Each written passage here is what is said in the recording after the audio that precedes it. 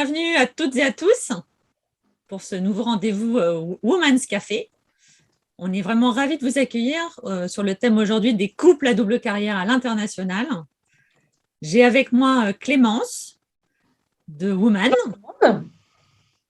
pour animer avec moi et également Nathalie du Club RH. Bonjour. Alors, avant de commencer, je voulais vous dire quelques mots sur ce nouveau rendez-vous. Vous le savez, Women by Neoma Alumni, c'est le réseau mixte des femmes et des hommes diplômés de Neoma qui souhaitent faire de l'égalité professionnelle une réalité dans leur entreprise et dans la société. Et le Women's Café, c'est un moment rencontre inspirant pendant 1 heure avec des femmes et des hommes au parcours inspirant et qui font bouger les lignes et notamment de la parité dans leur métier. Alors aujourd'hui, on va parler expatriation, couple, carrière, parce que l'expatriation, c'est souvent une affaire de couple et de trouver l'équilibre ensemble pour s'épanouir. Et ce n'est pas facile. La preuve en est, c'est que Jennifer Petriglieri, qui est professeure chercheuse à l'INSEAD, elle en a fait une étude et elle en a sorti un bouquin qui s'appelle Couples That Work. Et dedans, en fait, elle a identifié des leviers de réussite en étudiant une centaine de couples expatriés qui choisissent de faire carrière à deux, en même temps ou de manière alternée, ou que l'un d'eux choisisse de mettre sa carrière en pause pour suivre l'autre, ou carrément de se réinventer. Donc, c'est quand même assez d'actualité. Et pour en parler aujourd'hui, on est très content de recevoir Julie et Eric. Bonjour. Julie Coine-Olivier et Eric Olivier. Bonjour.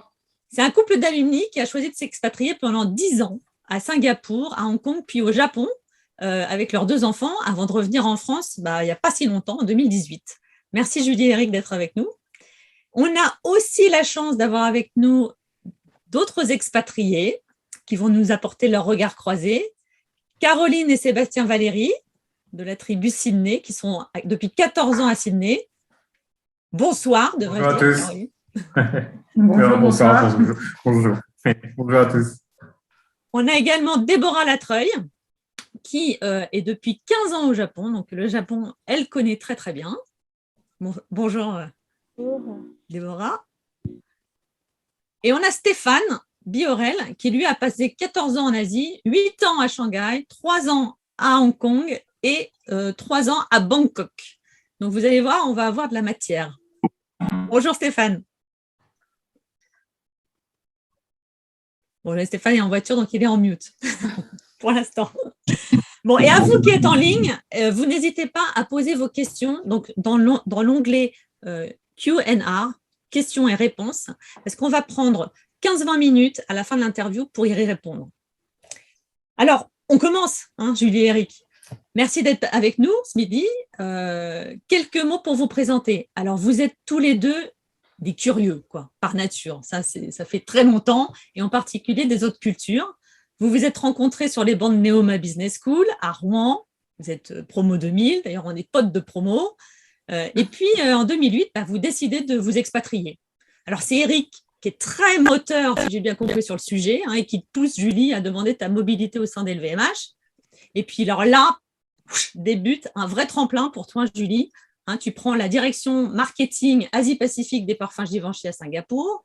Super expérience réussie qui te conduit à changer de pays, à prendre plus de responsabilités. 2 ans à Hong Kong en tant que directrice marketing Asie-Pacifique pour LVMH Fragrance Brands, donc Givenchy, Kenzo. Et puis 6 ans à Tokyo où tu prends rapidement la présidence de LVMH Fragrance Brands, Japon. Et en 2018, vous décidez de revenir et là, tu prends la direction générale Europe, puis la vice-présidence IMIA de Kendo Brands. Eric, toi, tu aimes bien décrire ta carrière comme non linéaire, comme protéiforme même. Tu es un passionné de culture, de transmission, tu en as fait ton métier, enfin, plutôt tes métiers, puisque tu vas nous raconter comment tu as profité à chaque fois des expatriations dans chacun des pays pour te réinventer. Et aujourd'hui, tu alternes entre prestations à ton compte autour de l'événementiel culturel et mission pour promouvoir la France, ce beau pays, à l'international avec Atout France. Mais alors, ce qui m'intéresse pas mal, c'est de revenir au moment où vous avez pris cette décision de partir à 2. On est en 2008. Julie, Eric, comment est né ce projet de couple? C'est comment est arrivée l'opportunité de poste à Singapour pour toi, Julie, et comment vous vous êtes préparée à ce départ? Alors, à vrai dire, on n'était pas complètement en 2008, on était même un petit peu avant parce que ça prend du temps. On y avait pensé avant même d'avoir notre premier enfant qu'on a eu en 2005. On serait peut-être parti différemment, peut-être encore plus à l'aventure, sans travail ni l'un ni l'autre. Moi, j'étais toujours très moteur, même si Julie était la fille d'expatriés, puisqu'elle avait eu plusieurs expériences d'expatriés jeunes avec ses parents. Et bon, c'est vrai que après quelques années de carrière chacun, on s'est dit, on en parlait souvent, qu'on avait un envie d'ailleurs, non pas une lassitude de Paris ou de la France, mais plus un envie, une curiosité d'aller voir ailleurs. Et donc, on en parlait de plus en plus souvent ensemble. Et il se trouve qu'à ce moment-là, moi, je travaillais en agence, dans une petite agence à Paris, d'une quinzaine, vingtaine de personnes. Julie était déjà depuis plusieurs années chez LVMH, bien installée. Et donc, je savais qu'il serait compliqué pour moi de trouver, via mon job, un boulot à l'international. Donc, j'ai effectivement beaucoup poussé pour que Julie regarde et se mette en mobilité. Julie, tu veux peut-être… Eric était vraiment moteur. On avait tous les deux envie de partir, mais lui, il avait envie de partir encore plus rapidement que nous deux ensemble. Donc, il m'imprimait des offres de poste qu'il déposait sur mon oreiller au moment d'aller me coucher. Donc, le message était quand même très clair. Et ça a aussi été un énorme boost pour me bouger, moi, chez LVMH pour voir les opportunités. On a eu une opportunité en Belgique et en fait, on s'est dit qu'on avait envie d'aller plus loin et que c'était pas ça notre projet de couple. Et puis après, il y a eu l'opportunité à Singapour et même si c'était pas du tout une destination qu'on avait envisagée, on s'est dit il faut se lancer, et il faut y aller. Après, je pense que c'est vraiment une période où on a eu énormément de discussions de couple parce que on s'est quand même dit qu'on partait sur un salaire, que ça changeait aussi la dynamique familiale, la pression pour celui qui bosse, la pression pour celui qui cherche et la découverte d'un pays assez différemment quand on arrive pas tous les deux avec un poste. Et donc, il y a vraiment un travail préparatoire à faire pour vraiment tout mettre sur la table et être sûr que la parole est vraiment libre avant de partir, parce qu'une fois qu'on est sur place, il y a quand même pas mal de défis à surmonter. Ce qui avait été facilité d'ailleurs par le fait qu'en amont, même déjà en France, moi j'avais déjà une carrière, comme tu dis, un peu protéiforme, où j'avais déjà beaucoup changé de boulot, avec des jobs disons, avec une situation financière très différente. J'avais été responsable partenariat cinéma chez Coca-Cola, donc là, c'était un job sérieux, entre guillemets. Et ensuite, j'avais, par exemple, travaillé une année en production. Donc, j'étais plutôt dans mes 10 premières années, surtout dans le cinéma, mais dans des jobs marketing. Et dans la production, d'un coup, c'était avec un salaire vraiment minimum. Et c'était déjà des discussions, bien sûr, qu'on avait eues en France. Donc, c'est des choses qu'on avait déjà un petit peu préparées et qu'on avait déjà vécu un peu, ce qui nous a sûrement facilité ensuite l'arrivée à l'international.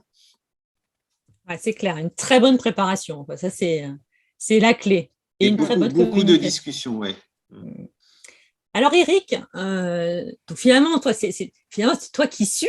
Alors, pour celui et celle qui suit et qui veut aussi gérer sa carrière, c'est pas toujours évident, surtout au début quand on arrive en fait dans un nouveau pays où on est seul, alors que l'autre finalement, même s'il est sous pression dans son nouveau job, il est au moins dans un réseau, il est socialisé entre guillemets dès le début.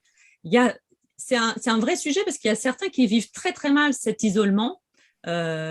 Aussi parce que souvent 80% des conjoints qui suivent veulent travailler et en fait on se rend compte que seulement la moitié d'entre eux y parviennent. Et donc ce qui est intéressant, c'est de voir comment, Eric, toi, comment tu as fait Et quel conseil tu donnerais à ceux qui suivent, celles ou ceux qui suivent? Alors déjà, je dirais, les situations sont toutes très différentes. Donc moi, je vais donner les conseils avec ma petite perspective. Mais même si on a rencontré beaucoup de gens quand on était, bien sûr, pendant ces 10 ans à l'étranger. Alors, plusieurs choses. Déjà, moi, je suis un homme qui suit une femme, ce qui commence heureusement à être plus le cas. Ça évolue, les choses évoluent, mais ce qui est quand même encore très minoritaire. Et moi, je l'ai vécu, que ce soit à Singapour, Hong Kong ou au Japon. Je me suis retrouvé notamment à Hong Kong dans des réunions de conjoints d'expats, mais c'était des réunions de femmes d'expats où une fois, je me suis retrouvé tout seul avec 40 femmes. Donc, c'est vrai que cette situation est encore vraiment très majoritaire et c'est important de le dire parce que du coup, les réseaux sont différents.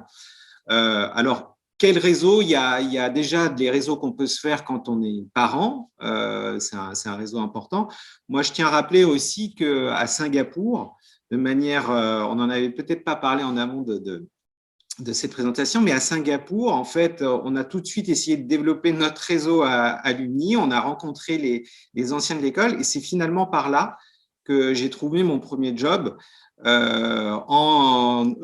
notre première soirée avec des anciens de Rouen, en discutant un petit peu de mes centres d'intérêt et de mes recherches, une personne m'a tout de suite redirigé vers Nathalie Ribet, qui était la responsable de Sing Theater à Singapour, d'une compagnie de théâtre.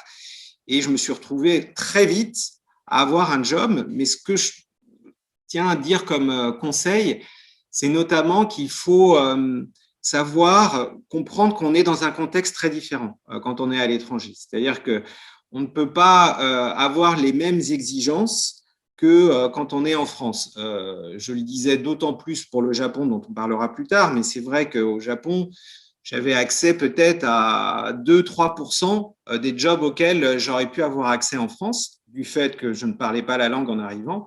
Singapour, c'était peut-être un pourcentage un peu plus important. Mais donc, il faut savoir se remettre en question et savoir peut-être se remettre en question au niveau des salaires. Enfin, savoir en tout cas se remettre un cadre pour se dire qu'est-ce que je serais prêt à accepter, jusqu'où je suis prêt à faire des différences par rapport à ma première carrière. Et donc ça, je pense que c'est très important parce que j'ai vu beaucoup de gens autour de moi qui n'acceptaient pas justement cette situation et qui du coup se retrouvaient avec des grosses frustrations, ne comprenaient pas pourquoi on ne leur proposait pas des choses équivalentes à ce qu'on avait pu leur proposer en France. Donc ça, je tiens à le dire.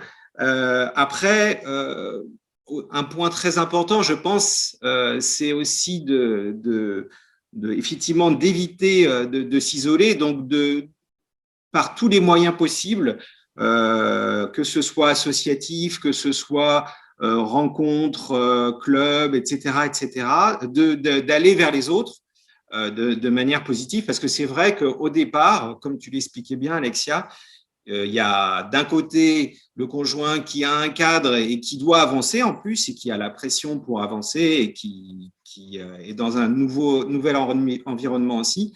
Mais du coup, il faut se prendre en main personnellement et ne pas hésiter à se pousser pour aller vers des associations, pour aller vers les autres. Donc, c'est ce que j'ai essayé vraiment de faire au maximum dès le début. Et puis, je me souviens quand on a discuté, on me disait que vous avez mis en place finalement un espèce de check-up oui, tout à tous les fait. 6 mois pour être sûr que tout le monde aille bien, que chacun s'épanouisse bien.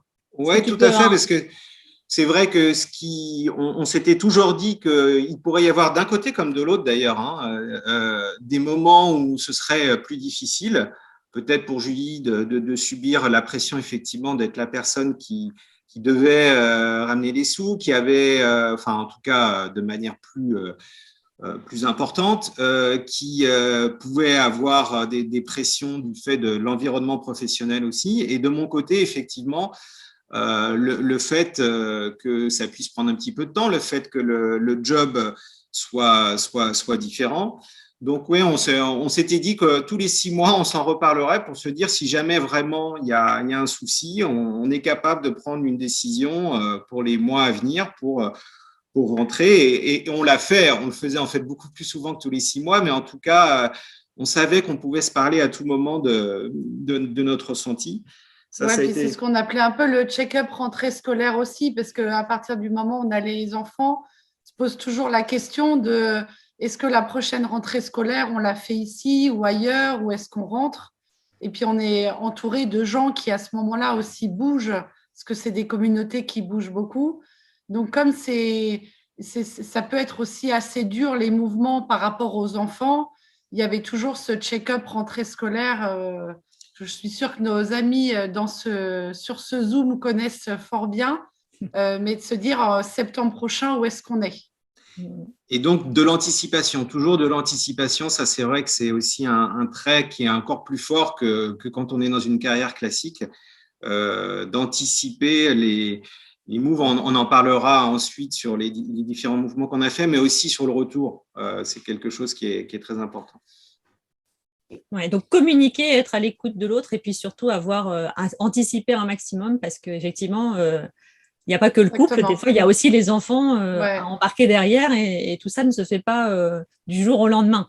Donc, Et puis peut-être pour ajouter, moi, en ce qui me concerne, sur comment, effectivement, j'ai trouvé les jobs, je me suis rendu compte que c'était vraiment essentiellement par le réseau. Moi, depuis mon 2e job, on va dire, j'ai toujours trouvé par le réseau qui soit le réseau d'anciens, qui soit le réseau que je me suis fait professionnellement au fur et à mesure, et par mes activités. Si je citais Think Theater, c'est voilà mon intérêt pour le cinéma, mon intérêt pour les arts qui ont fait que j'ai vite trouvé dans cette compagnie de théâtre. Ensuite, quand on est arrivé à Hong Kong, j'ai travaillé donc pour le petitjournal.com qui est le journal des Français de l'étranger en ligne. Et donc là, je me suis un petit peu renouvelé. J'avais jamais été journaliste, je ne prétendais pas l'être d'ailleurs, mais j'ai repris ce journal avec une personne déjà installée depuis assez longtemps à Hong Kong.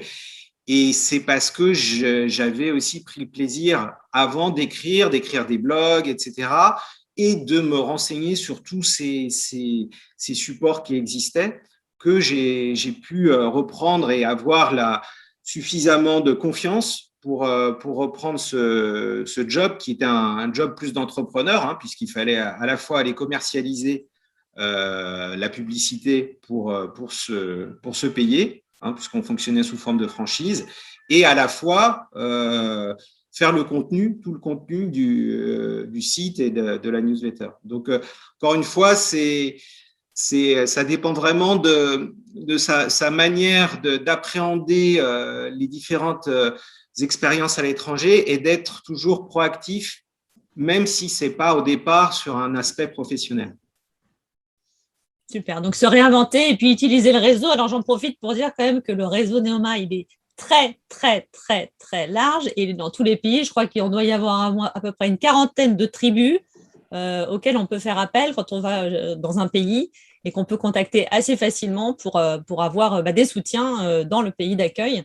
Puisque tu disais, quand on en parlait ensemble, une des erreurs à éviter, effectivement, c'est de se dire je vais chercher que sur place et puis surtout, je veux le même niveau de poste, quoi. Donc, allez chercher les bons soutiens parce que tout est possible, mais avec le réseau, c'est beaucoup plus facile.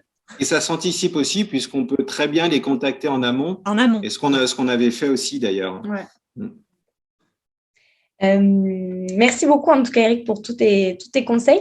On va revenir sur toi, tes clés de réussite aussi Julie, puisque la mobilité internationale c'est souvent un vrai tremplin en tout cas pour la carrière des cadres dirigeants. C'est à la fois une aventure pro mais aussi personnelle, familiale qui est quand même exceptionnelle. Mais encore, il faut trouver la bonne opportunité et je rebondis sur ce que tu disais notamment tout à l'heure Eric sur le fait que tu te retrouvais un homme parmi 39 autres femmes en soirée d'expat. Et c'est vrai que la moyenne en fait, des postes qui sont proposés à l'international, les opportunités à l'international, c'est environ 15-20% de ces places internationales sont dédiées aux femmes. Donc, c'est encore effectivement une petite part. Julie, toi, la question, c'est comment est-ce que tu as trouvé ces opportunités et puis quelles ont été pour toi, en fait, les clés de réussite dans les responsabilités que tu as pu prendre à l'international?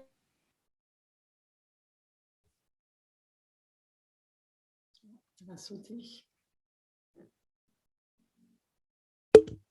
Ah. Oui, puis quel conseil en fait tu donnerais aux femmes et aux hommes qui veulent bouger au sein de leur société, comme tu l'as fait? Après, je pense que il faut quand même pousser beaucoup, beaucoup de portes au début parce que, alors je sais pas dans les différents groupes et entreprises, mais en tout cas, chez LVMH, il faut vraiment ouvrir ces portes. Bien sûr, il y a de la gestion de carrière, mais la réalité, c'est quand on veut bouger, en fait, ça n'arrange en général personne à ce moment-là. C'est-à-dire qu'il y a toujours un directeur que ça arrange pas, il y a toujours un plan de lancement à 3 ans, mais il y a aussi un plan des congés maternité à 3 ans. Et donc, en fait, à ce moment-là, ça n'arrange pas. Et en fait, il faut vraiment pousser les portes et puis exprimer clairement ce qu'on veut. Et puis, c'est vrai que moi, en ayant travaillé avec beaucoup de femmes dans mon entourage, c'est un peu un conseil que je donne généralement aux femmes autour de moi, qu'il faut quand même l'exprimer. Moi, je savais que j'avais un homme dans mon entourage qui était le directeur international, qui était celui qui pouvait faire bouger les choses. C'était un peu West Side Story, donc il faisait un peu partie de l'équipe, de l'autre équipe dans l'entreprise, et donc il fallait aussi que j'ai cette démarche-là d'aller le voir. Et effectivement, je suis allée le voir. Il a beaucoup apprécié cette démarche-là. Il m'a ensuite aidé dans mes différents mouvements et ensuite, c'est vraiment devenu quelqu'un qui a été un mentor dans ma carrière. Mais c'est vrai qu'au moment où je l'ai fait, ça m'a provoqué pas mal de stress parce que je savais que c'était aussi un peu risqué au niveau entreprise d'oser avoir cette démarche-là, mais je ne regrette forcément pas du tout. Et puis après, ensuite, en arrivant dans le pays, je pense qu'il y a le réseau expatrié et puis aussi l'adaptation locale. Je pense il n'y a rien de pire pour les équipes locales de voir arriver un étranger qui va être leur boss 2-3 ans et en gros, ils se demandent sur ces 2-3 années-là, est-ce qu'ils ont tiré le bon lot ou est-ce que ça va être l'horreur pour eux? Et donc, je pense que c'est hyper important d'arriver avec beaucoup d'humilité pour s'adapter et comprendre parce qu'en fait, c'est quand même, quel que soit le niveau de poste, même très senior, c'est quand même nous, l'étranger dans le pays. Donc, l'adaptation locale, elle est hyper importante. Et ensuite, il y a tout un réseau qui peut être école, qui peut être chambre de commerce, entreprise, où on trouve d'autres étrangers avec qui on peut partager. C'est vrai qu'après, moi, sur le Japon, j'étais aussi pas mal impliquée dans l'association Femmes Actives Japon, dont j'ai pris la présidence un certain temps, et j'ai ma vice-présidente de MITI qui est parmi nous aujourd'hui. Et en fait, ça a été aussi très important pour moi, et je reviendrai dessus, de m'appuyer sur cette association-là. Et puis après, il y a quand même cette notion de durée dans le temps, c'est-à-dire qu'une expatriation, ça peut être 2 ans, ça peut être 20 ans, ça peut être plusieurs pays, c'est aussi le retour en France. Et moi, j'appelais ça le billard à 3 bandes. Il faut quand même toujours avoir une idée un peu de quel va être le prochain poste. Est-ce que c'est dans le pays? Est-ce que c'est dans la région? Est-ce que c'est un retour en France? Parce qu'en fait, comme on n'est pas chez soi non plus, ça peut provoquer certaines incertitudes. Et donc, c'est bien d'essayer d'anticiper sur quel serait le prochain poste. C'est pour rebondir sur ce que dit Julie, c'est d'avoir ni une vision trop long terme pour pas s'angoisser trop sur la suite, mais pas une vision trop court terme. Donc être quand même dans une préparation de la suite. Mais c'est toujours ce qu'on a essayé de faire. On se disait pas on saura où on sera dans 10 ans, mais on essayait quand même d'anticiper pour les 2 ans à venir, quoi. Exactement. Ok. Donc, ouais, on en revient à la puissance du réseau aussi, et le fait de s'impliquer aussi, d'être actif dans ces réseaux-là. Ouais, après, c'est le réseau local, mais parfois, quand on part de France, on travaille, enfin, on travaille beaucoup sur son réseau local. Et en fait, au bout d'un moment, bah, le réseau français aussi il s'essouffle. Là où à un moment, surtout quand on bouge pour la même entreprise, on connaît tout le monde au siège et puis finalement, au bout d'un moment, on connaît tout le monde dans sa région. Donc, on a quelques mois comme ça de gloire où on a l'impression de connaître la terre entière. Mais la réalité, c'est que ça bouge hyper vite. Donc, à un moment, on devient un peu un ancien dans son nouveau pays. Et en fait, on ne connaît plus personne dans son pays d'origine et ça rend le retour assez compliqué. Donc, enfin, moi, je pense que la notion de réseau, c'est vraiment le plus important. Et il faut continuer à cultiver aussi en France parce qu'en fait, au bout d'un moment, ça s'essouffle. D'autant, on en reparlera peut-être ensuite, mais d'autant que effectivement, et peut-être encore plus dans la mode française, on va dire, on est vite rattaché à une catégorie. Et donc, on est un peu une catégorie expatriée. Et donc, c'est vrai que quand on va rentrer en France, on va avoir cette compétence quelque part expatriée, mais peut-être plus les compétences qu'on attend de nous en France. Donc, c'est vrai qu'on va être identifié comme des gens qui peuvent bouger, qui peuvent aller ailleurs, pas forcément qui seront bien adaptés pour être en France. Ce qui est faux, mais voilà, on a cette identification-là. Donc, c'est pour ça, encore une fois, j'abonde dans ce que dit Julie sur l'entretien du réseau partenaire. Tout à fait. Parce que tu parlais d'adaptation, Julie, tout à l'heure, dans un sens, justement, s'adapter au local, mais il faut garder en tête aussi de se réadapter ou d'anticiper la réadaptation dans l'autre sens aussi avec la France, quoi. Exactement. On va revenir sur votre expérience au Japon, puisque vous avez passé 6 ans au Japon. Une expérience très riche, mais aussi quand même un choc culturel vous allez nous en parler, mais qui a failli écourter l'aventure. Est-ce que vous pouvez nous raconter justement les clés de la réussite de votre intégration, votre adaptation justement au marché japonais? Alors, écourter l'aventure quand même pas, mais alors déjà… C'est un défi. Déjà, peut-être une première chose de dire que Julie avait vécu quand même 5 ans adolescente. Donc, moi, je ne connaissais pas du tout. On avait fait juste un voyage préparatif, mais je ne connaissais pas du tout. Mais elle m'avait beaucoup vanté le Japon. Et donc, Julie y allait quand même enfin, elle racontera après, mais elle y allait en connaissant, en tout cas, adolescente, ce pays et en parlant un petit peu le japonais, même si elle ne le parlait pas suffisamment pour l'utiliser professionnellement. Je dirais que nous, ça a été notre expérience de loin la plus enrichissante parce qu'on était encore plus qu'à Singapour ou qu'à Hong Kong, qui sont quand même des villes très internationales, où il y a en tout cas une proportion d'internationaux qui est très importante. Au Japon, à Tokyo, on est étranger et c'est passionnant d'être étranger parce qu'on doit faire beaucoup plus d'efforts pour aller vers l'autre. Et on doit beaucoup plus s'adapter. Et moi, c'est ce qui m'a vraiment passionné, d'autant plus que c'est une culture très, très différente. Et donc déjà, le premier conseil, ce serait de dire qu'il ne faut pas y arriver avec ses a priori, ses préconçus. Il faut accepter des manières différentes. Moi, je disais souvent que le Japon était un pays collectiviste, je disais en plaisantant parfois presque communiste, alors qu'évidemment il ne l'est pas, mais avec ce côté la société avant tout, la société qui passe avant l'individu, c'est pour ça que je le disais bien sûr en plaisantant, et donc se réapprendre à fonctionner, et donc pas arriver avec nous, on a une manière de faire, d'ailleurs entre hommes et femmes qui serait meilleure que celle des Japonais, mais comprendre comment ils fonctionnent, ça a été vraiment pour nous quelque chose de très, très enrichissant et qui après nous permet d'aborder professionnellement aussi dans des différentes situations, d'être beaucoup plus caméléon. Donc, je pense que ça nous a beaucoup, beaucoup apporté.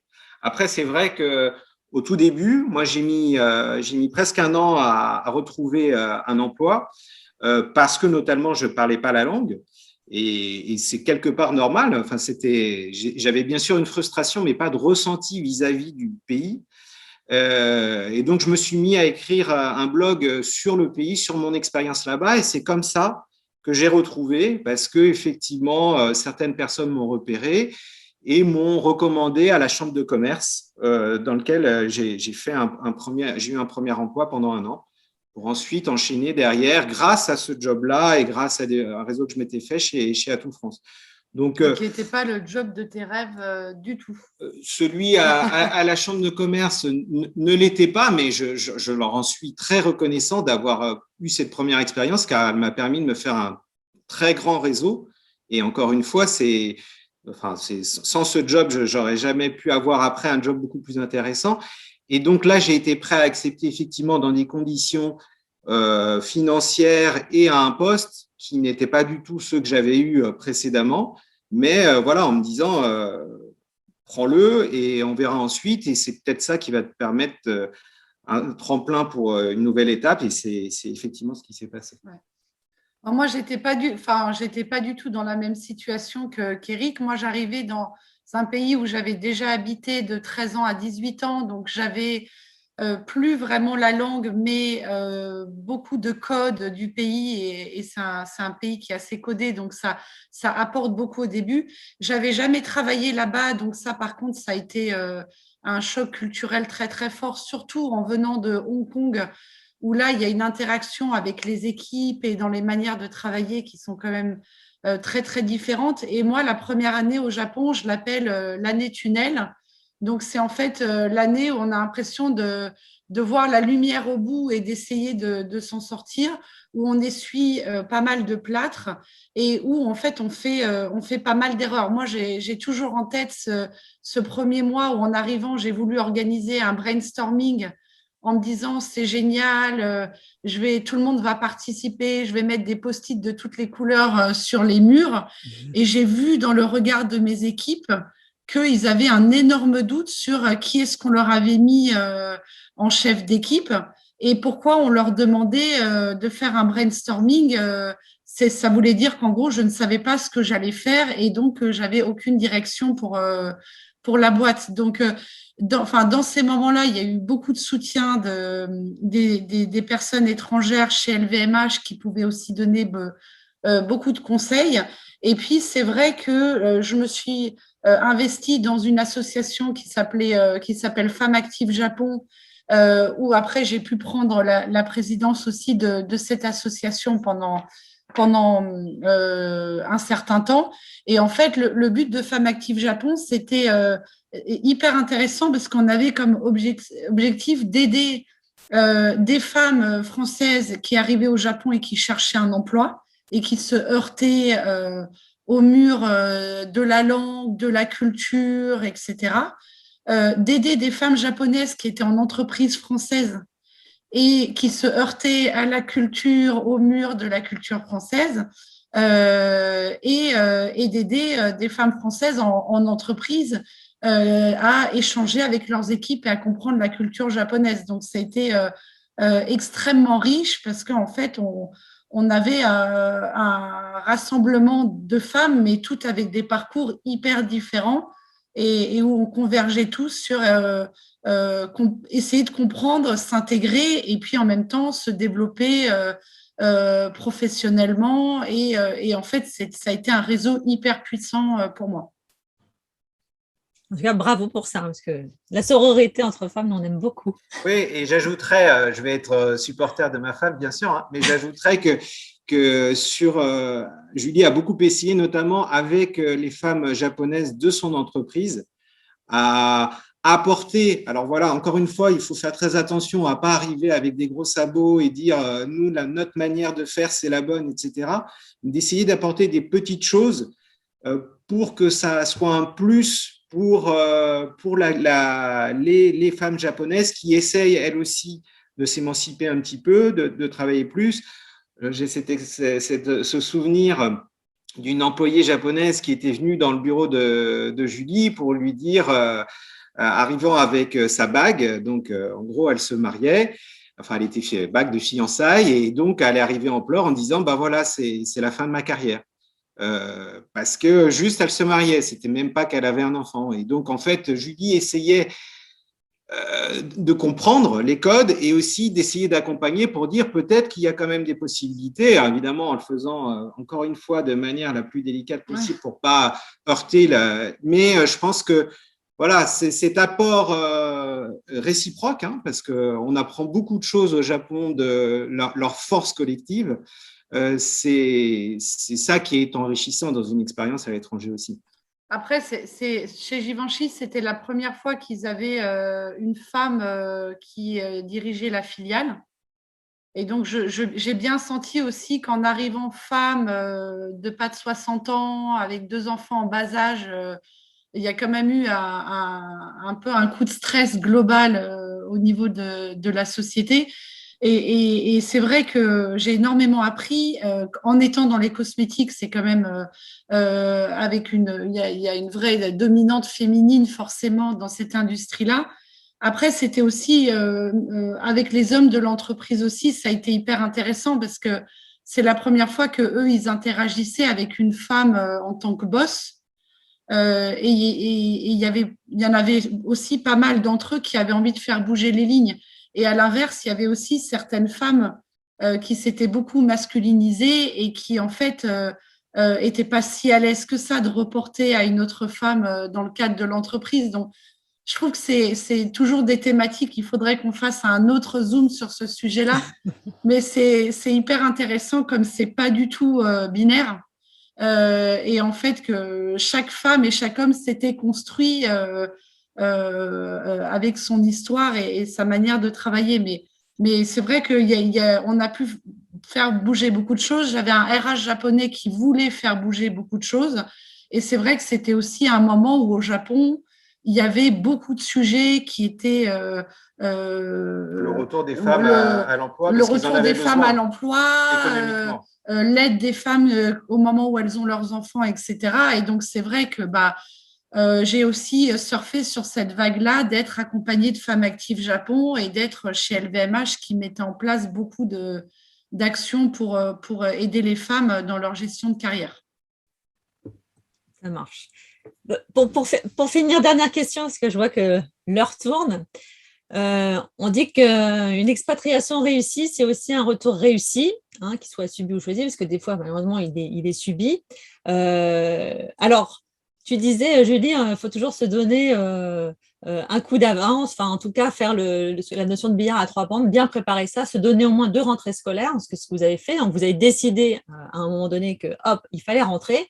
Et là, ça s'est encore pas tout à fait passé comme prévu, puisque toi, tu avais un plan de succession initialement prévu avec un job qui t'attendait en France, et puis finalement, réorg. Et je ne m'attendais plus. Voilà, on ne t'attendait plus tout à fait à celui-là, on t'en propose un autre, et puis là, Eric, toujours en veille, te dit non, stop, prends peut-être pas celui-là, va chercher un autre qui te conviendrait mieux. Est-ce que tu peux nous raconter tout ça ? En fait, alors effectivement, sur le point des 2 rentrées scolaires, moi, c'est un conseil que m'avait donné le patron d'LVMH Japon, que je trouve génial. Il comptait en rentrée scolaire. Et donc, il m'avait dit, si vous voulez bouger et que votre deadline, c'est la prochaine rentrée scolaire, en fait, à un moment où la rentrée approche, il n'y a pas de poste, on ne sait pas comment on rentre, on ne sait pas comment on fait avec les enfants, comment on se réintègre dans son pays. Et donc, il m'avait dit, donnez-vous tout le temps une rentrée scolaire additionnelle. Et en fait, du coup, ça permet aussi de se donner plus le temps de reconstruire son réseau, de rencontrer les bonnes personnes, etc. Et de ne pas se sentir pris par le temps. Et effectivement, moi, j'avais un plan de succession qui était assez clair pour le moment où on décidait de rentrer.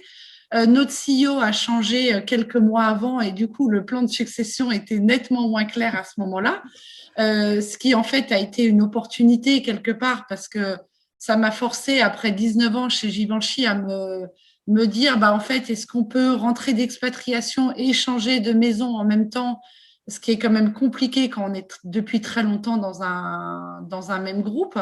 Et donc, en fait, c'est vrai que Eric, qui aime bien secouer un peu les ce qui est un peu établi, me disaient, bah non, justement, quitte à faire le changement, ça va être compliqué, bah, autant que ça soit tout compliqué simultanément. Je ne disais pas comme ça. Plutôt que d'essayer de… Moi, j'aime bien quand c'est assez… quand il y a un bon coussin d'atterrissage.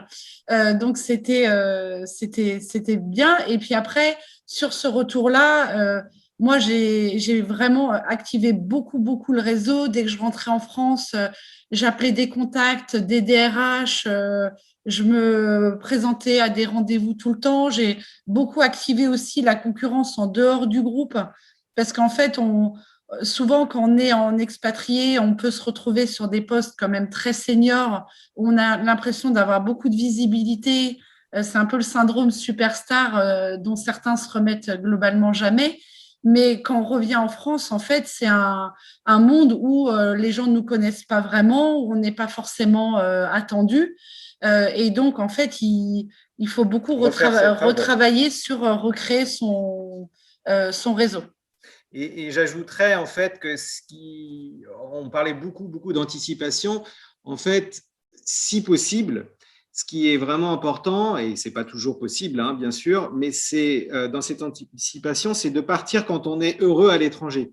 C'est-à-dire que nous, on est parti, on était heureux de France, on est parti à l'étranger, pas pour parce qu'on était dégoûté de la France ou quoi que ce soit. D'ailleurs, la preuve, moi, mon dernier job pour promouvoir la France en dit long là-dessus.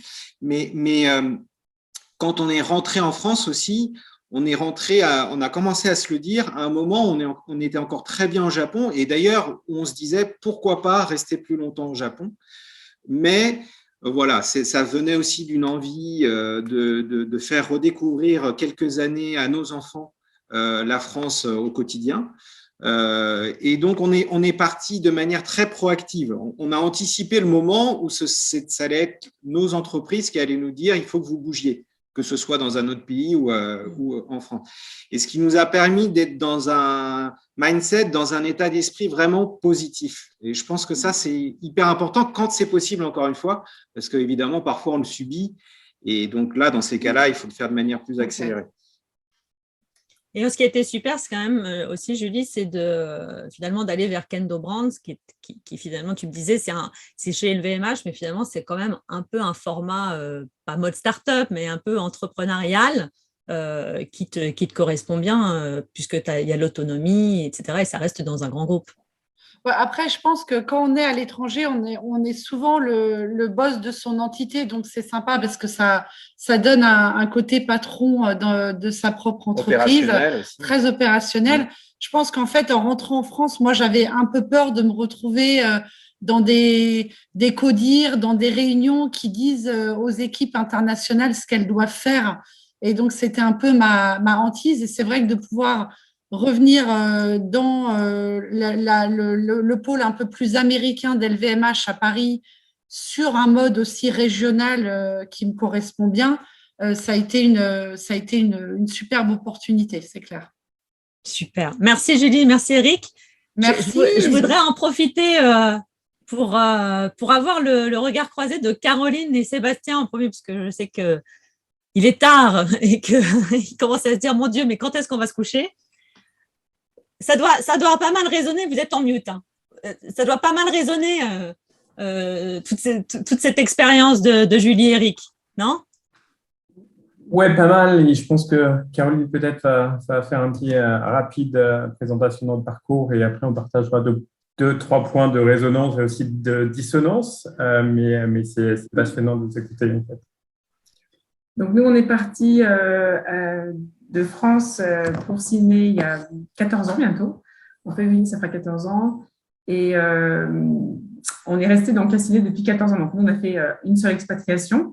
Donc tout à l'heure, quand un de vous deux disait on ne se sent pas chez soi à l'étranger, j'ai noté ça parce que nous, maintenant, depuis un certain temps, on se sent vraiment chez nous en Australie. Donc on appelle maintenant l'Australie la maison. Enfin, c'est chez nous. Les enfants connaissent. Pour eux, l'Australie, c'est chez eux. Et d'ailleurs, on essaye aussi de leur donner le goût de retourner en France très régulièrement, pour qu'ils s'imprègnent aussi de la culture française. Sur l'école française ou internationale, ils vont à l'école française ici à Sydney. On a la chance d'avoir une école une école française qui commence de la maternelle et qui va jusqu'au bac. Donc, ils sont immergés aussi dans la culture franco-australienne, mais ils vont à l'école française. Nous, pour notre parcours, en fait, c'est Sébastien qui a l'idée le départ en Australie quand on était encore à Paris, en partant grâce à Price.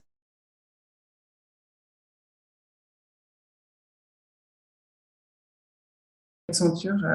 Et donc, j'ai eu l'opportunité, une fois que j'étais ici, d'avoir un poste de programme manager ici à Sydney. Et donc, j'étais sous le visa de Sébastien. Donc, Accenture n'a rien eu à faire pour me transférer. C'était très, très facile, en fait. Mais j'avais également bien préparé mon départ.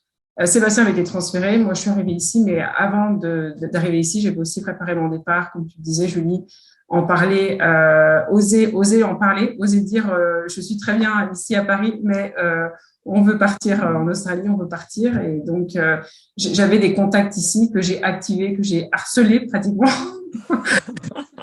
Les harcelés, je pense qu'au bout d'un moment, ils en avaient marre. Donc, ils ont trouvé quelque chose, un rôle pour moi. Et après, ça a commencé.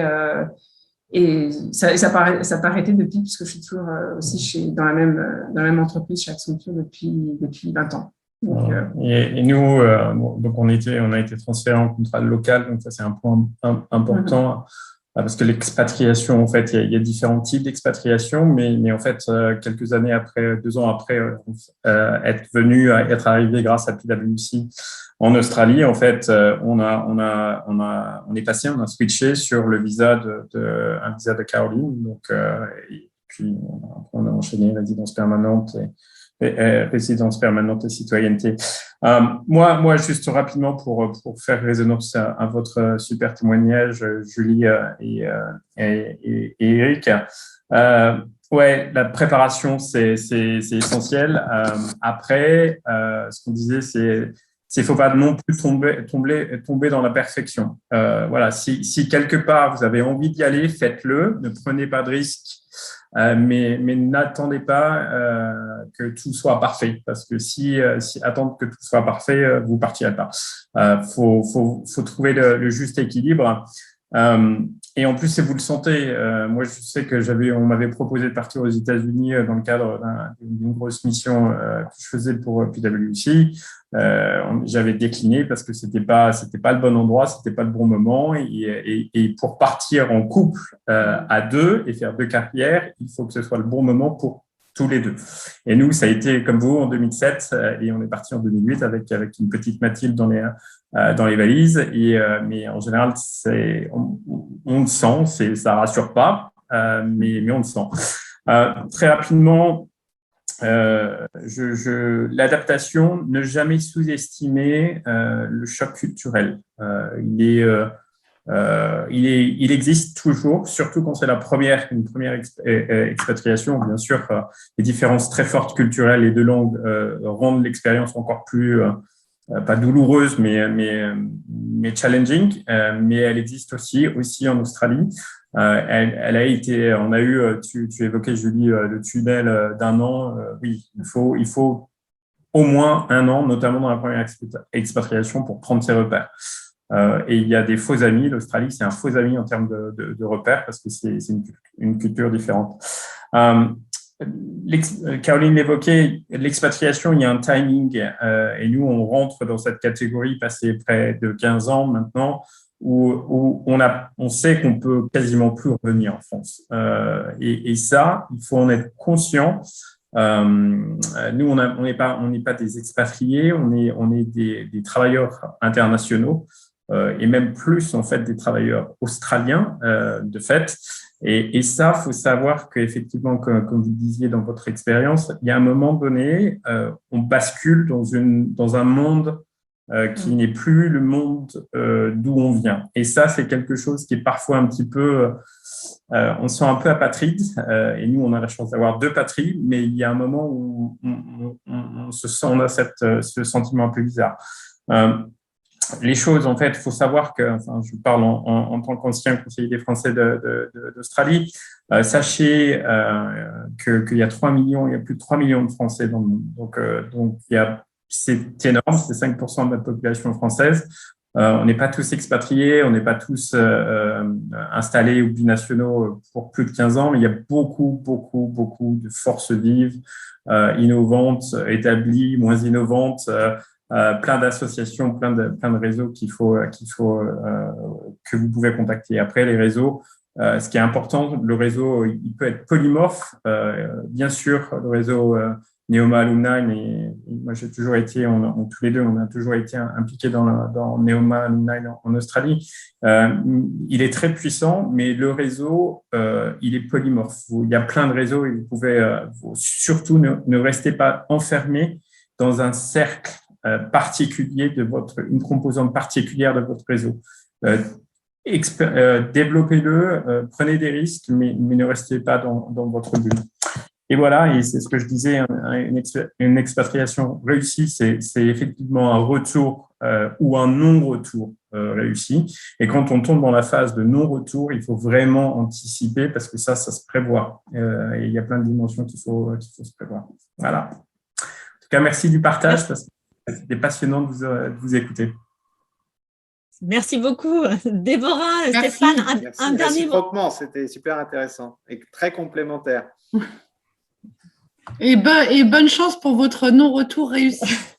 Et on connaît d'autres exemples comme vous et qui, effectivement, je crois que c'est super intéressant de le dire, c'est que c'est très positif aussi, en fait. Donc, il faut bien sûr toujours le transformer en expérience positive, mais voilà, c'est des questions régulières qu'il faut se poser. Nous, on a des exemples autour de nous de gens qui ont été en Australie et puis qui sont maintenant à Hong Kong, qui savent qu'ils ne rentreront pas non plus en France et qui abordent ça de manière très positive. Mais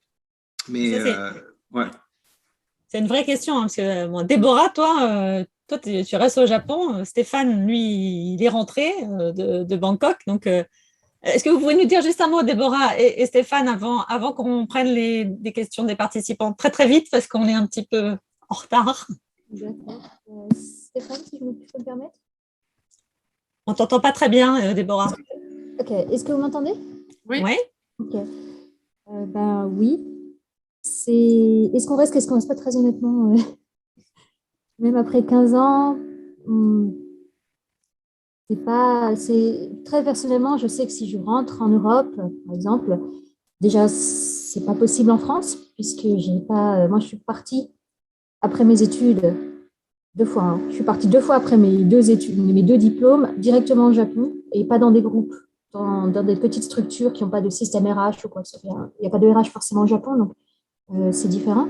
Et si je rentre en Europe, ce n'est pas possible, puisqu'on m'a clairement dit que quand tu es le RH français, tu n'as pas d'expérience en France, tu peux pas. Point barre, c'est très clos, donc ça c'est clair. Et c'est vrai que si je rentre en France, ce sera pas.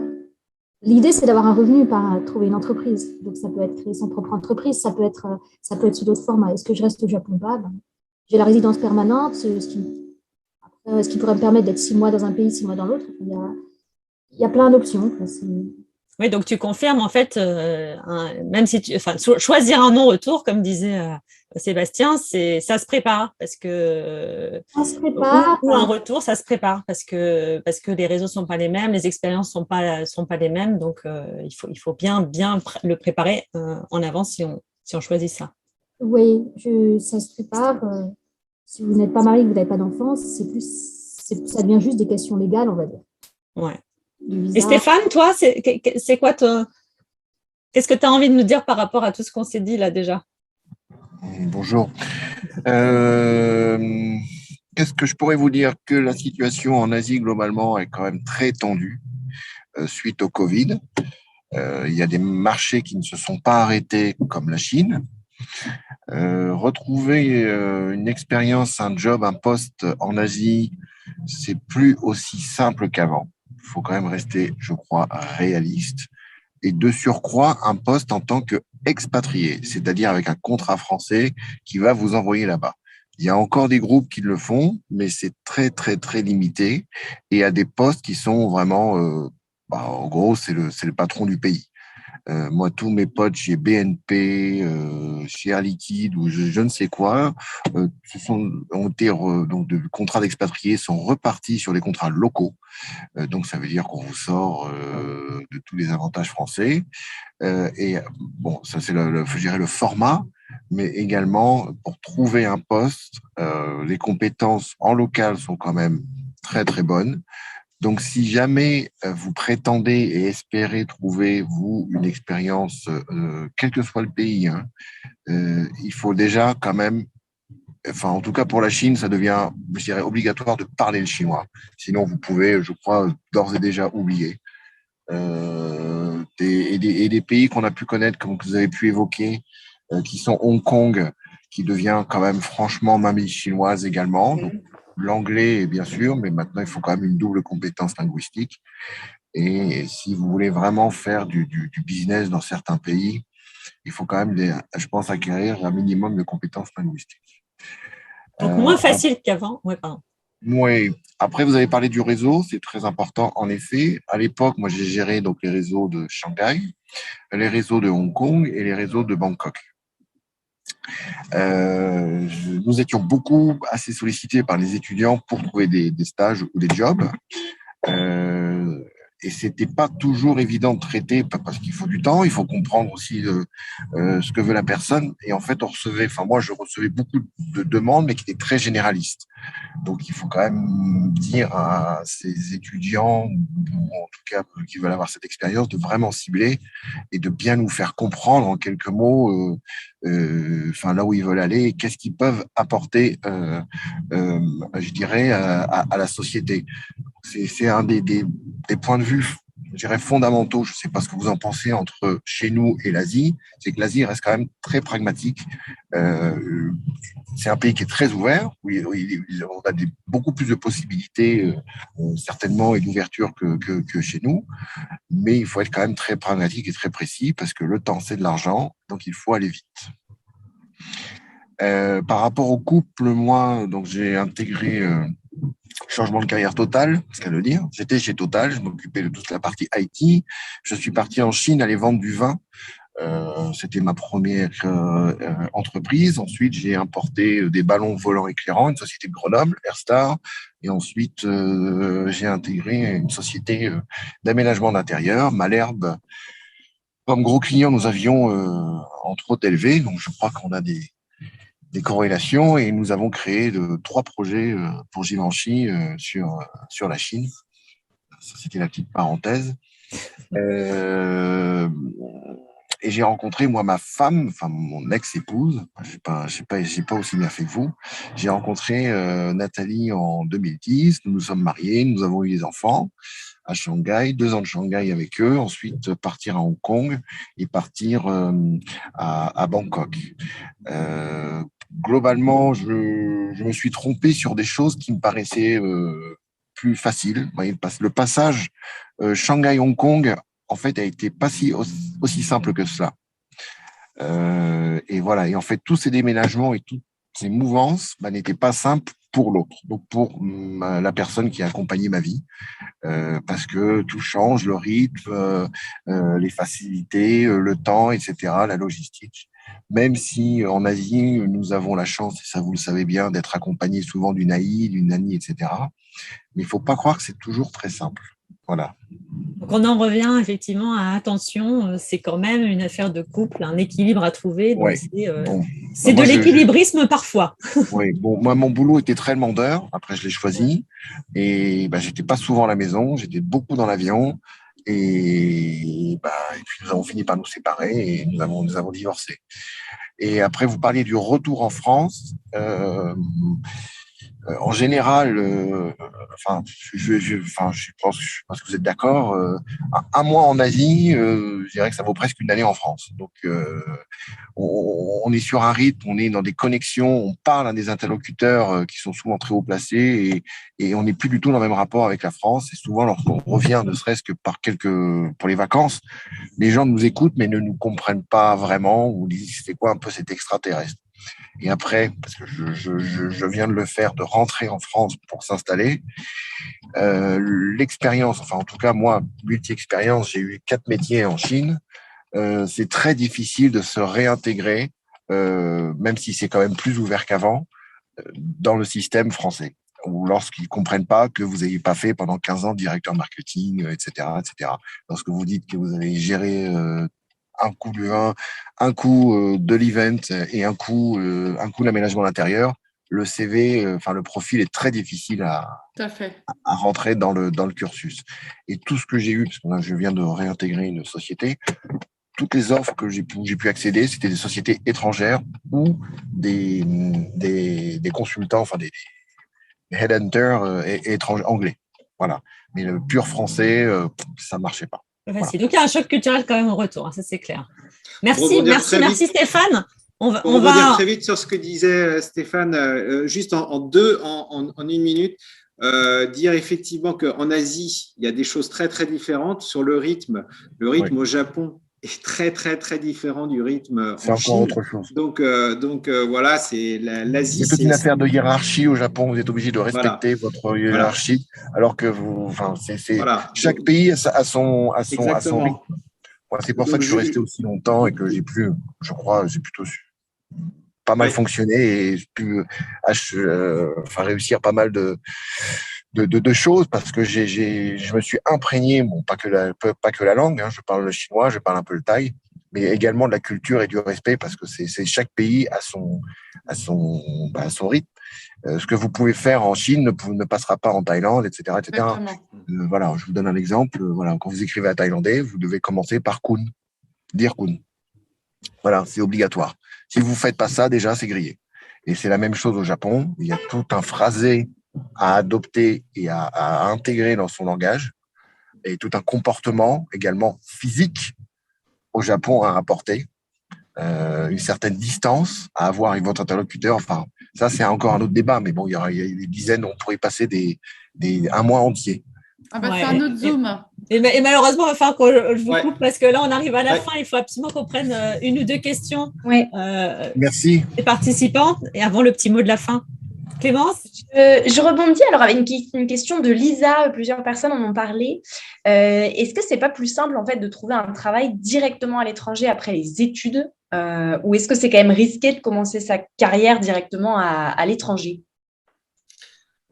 Le VIE, moi je trouve que le VIE, nous, c'est vraiment quelque chose qu'on favorise parce que ça permet à la personne sur 2 ans de prendre des postes, de s'intégrer localement, de créer son réseau et puis en même temps de pouvoir rentrer assez facilement s'il y a besoin. Donc après, moi je trouve que quand on est plus vieux, d'emmener toute sa famille sous le bras et d'essayer de trouver localement, là, c'est plus une question de personnalité. Moi, je sais que Eric l'avait plus et moi un petit peu moins.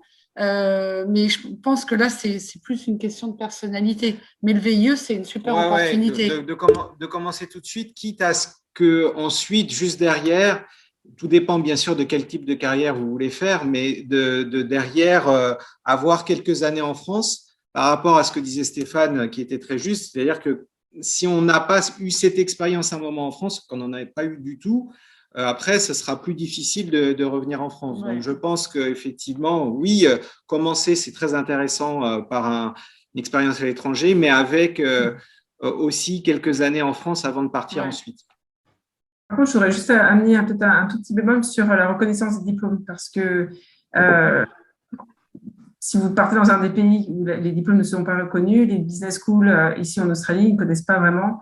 Et donc, moi, par exemple, j'ai transféré de chez Accenture à Paris à Accenture Australie parce que j'étais chez Accenture. Je pense que si j'avais cherché directement ici, j'aurais eu plus de mal. Donc, oui, c'est vrai.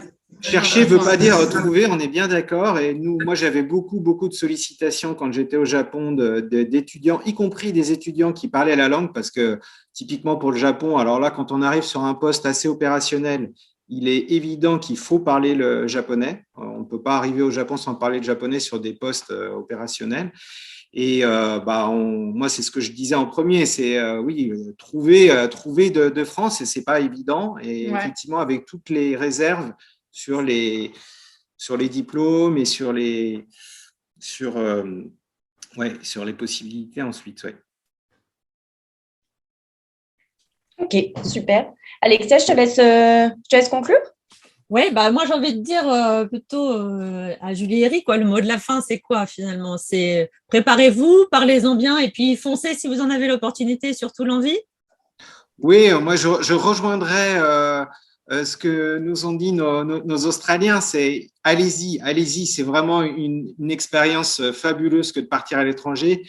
Donc il faut la tenter même si tout n'est pas prêt à 100%, mais ce qui n'empêche effectivement de se préparer et puis soyez curieux, abordez l'autre avec un regard bienveillant et un regard enrichissant. C'est-à-dire que ne partez pas avec vos a priori, mais avec l'envie de comprendre la culture en face pour que ce soit une expérience d'autant plus enrichissante. Et moi, pour finir sur une note un peu plus féminine, de dire aussi à toutes, alors les hommes et les femmes, mais surtout les femmes, allez-y, demandez, poussez ces portes-là. Il y a souvent plus de managers bienveillants qu'on ne le pense, mais en fait, parfois, ils n'ont aucune idée de ce qu'on veut. Et donc, quand on demande, bah, ça plante une petite graine et puis derrière, il peut y avoir des projets qui se créent et des portes qui s'ouvrent. Donc, effectivement, foncez et puis nous, on sera ravis si vous voulez vous connecter et puis si vous avez des questions à un moment où vous faites le grand saut, on est ravis de pouvoir échanger davantage avec vous à ce moment-là. Ouais, osez demander. Exactement. Et puis, si vous partez en couple, lisez ce bouquin. Couples at Work, c'est hyper important. Il y a plein de conseils très, très pratiques et pragmatiques. Donc, sautez sur ce truc-là. Merci beaucoup à vous tous. On a un peu débordé, mais c'était très, très intéressant. Si vous avez des questions, n'hésitez pas, écrivez-nous à Women by Neoma Alumni. Vous avez dans l'onglet discussion notre groupe LinkedIn, les coordonnées, le livre également, donc n'hésitez pas. Et surtout, prochain Women's Café, le 9 décembre à midi, avec une femme très inspirante, Nathalie Ross, qui est aussi exceptionnelle, une femme exceptionnelle. Allez-y. Ouais, elle est vraiment super. J'ai pris un café avec elle cette semaine. Super. Inscrivez-vous vite le 9 décembre à midi. Merci beaucoup. Merci à très bientôt. Beaucoup. Merci. Et bonne nuit, Caroline. Merci. Bon après-midi. Au revoir. Au revoir. Au revoir.